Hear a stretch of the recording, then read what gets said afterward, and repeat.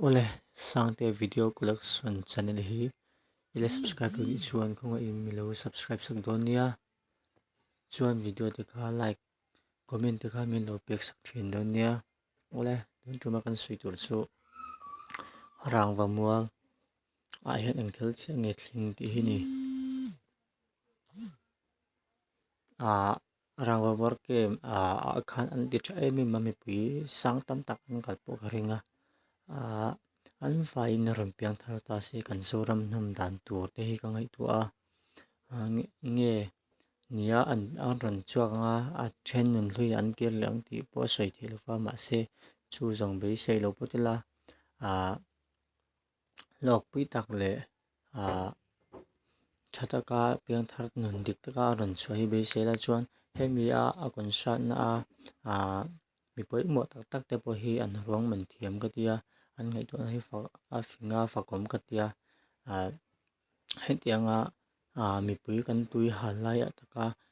rawng man na an nei thei te hi an fa kom mi chuan an englo an pan da sak na vela po hian poisa sum tam tak hi a zo don ti po hriata in pi zo tak tak te po hi an fa kom ka tia pathian tana impek ba ka thil impek lu hi am luwa chuain tuna rang famor a in khom pui camping na mang zong zong po hi a thataka rampiang ran chuaka nun lui sima lali suan hung sui tu dik tak in ran ni thuna turin du sak na kalan chewa chuan lakal ve thelo te po in phone atang tin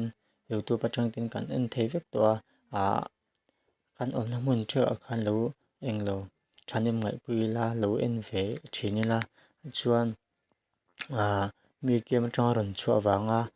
lo fiam hal cha ha kaini mi zo hian kan ching thina kha lo ching loila an nun dana khan ma son na chongela chuan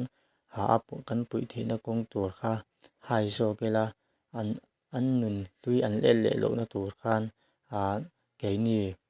a chung te a thian te hi kan poimo a chuan edit tam tak po an kal mai thia chan smu na tan mang po an tam mai thia chu hu chu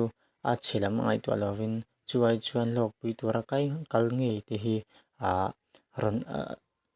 ran chho na po lok pui taka an lo nun the a ti han kaini tan